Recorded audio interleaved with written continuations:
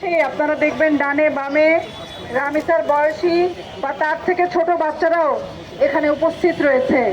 আমরা এমন একটা সমাজের মধ্যে বসবাস করি যেই সমাজ আমাদের শিশুদেরকে নিরাপত্তা দিতে পারে না, আমাদের বৃদ্ধদেরকে নিরাপত্তা দিতে পারে না, নারীদেরকে নিরাপত্তা দিতে পারে না।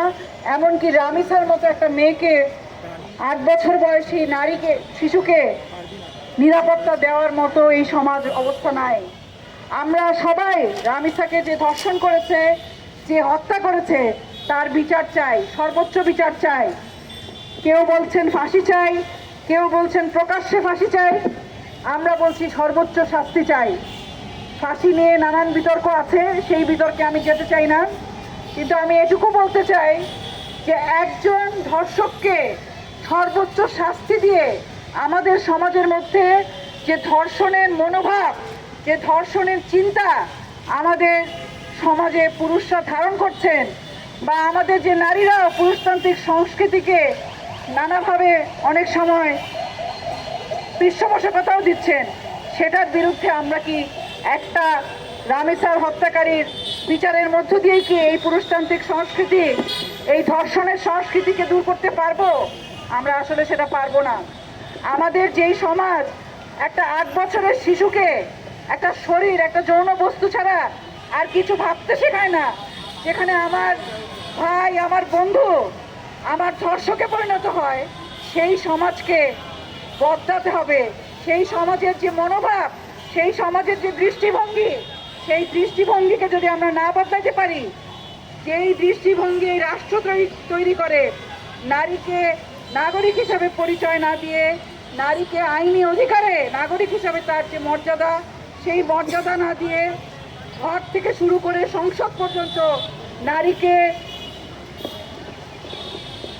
নারীকে যেভাবে তার জায়গার দরকার, তার নাগরিক হিসাবে ভূমিকা রাখার যে ক্ষেত্রগুলো, সেগুলো থেকে দূরে সরিয়ে নারীর যে পরিচয় তৈরি করে, সে শিশু হোক, সে গৃহিণী হোক, সে মধ্যবয়সী হোক, তাদের প্রত্যেকের পরিচয় তারা এক একটা শরীর, এক একটা যৌন বস্তু, তাদের পরিচয় তারা মা, গৃহিণী, তারা না বাংলাদেশের নাগরিক হিসাবে তাদের পরিচয় নাই।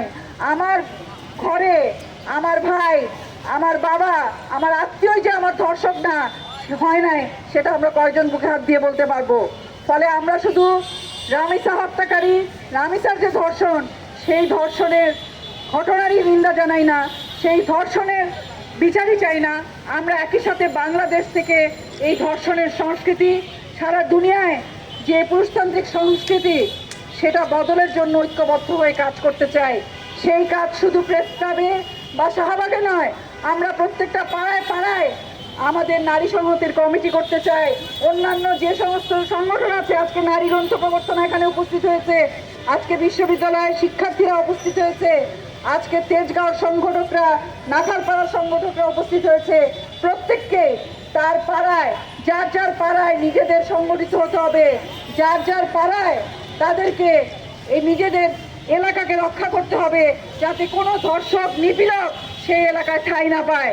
এই দুর্গ যদি আমরা নিজ নিজ এলাকায় গড়ে তুলতে না পারি, আমরা যদি এই ধর্ষণের সংস্কৃতির বিরুদ্ধে, যেই ধর্ষণের সংস্কৃতি আমার বন্ধুকে, আপনারা একবার চিন্তা করেন, আমাদের যে আজকে যারা এখানে অনেক পুরুষ বন্ধুরা আমাদের বক্তব্য রেখেছেন, পুরুষরা আমাদের শত্রু না, কিন্তু এই পুরুষরা কিভাবে একটা সংস্কৃতির মধ্য দিয়ে, একটা মনস্তত্ত্বের মধ্য দিয়ে, রাষ্ট্রীয় চিন্তা ভাবনা সমস্ত কিছুর মধ্য দিয়ে সে ধর্ষকে পরিণত হয়। এই পরিচয় কোনো পুরুষের জন্য কোনো গৌরবজনক বিষয় না।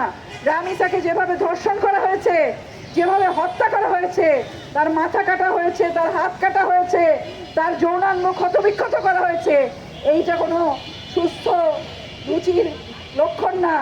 কত ভয়াবহ হলে মানুষ ধর্ষণ করতে পারে, কত ভয়াবহ হলে শিশু ধর্ষণ এবং হত্যার মতো কাজ করতে পারে, সেটাকে আমাদের দূর করতে হলে আমাদের ঐক্যবদ্ধ হতে হবে।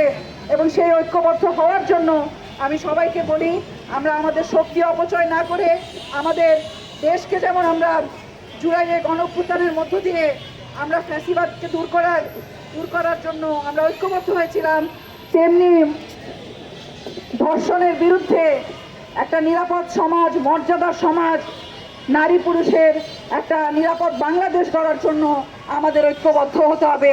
এটা শুধু বিএনপির এজেন্ডা না, এটা শুধু বিরোধী দলের এজেন্ডা না, এটা বাংলাদেশে আমাদের সকলকে একত্রিত হয়ে কাজ করতে হবে।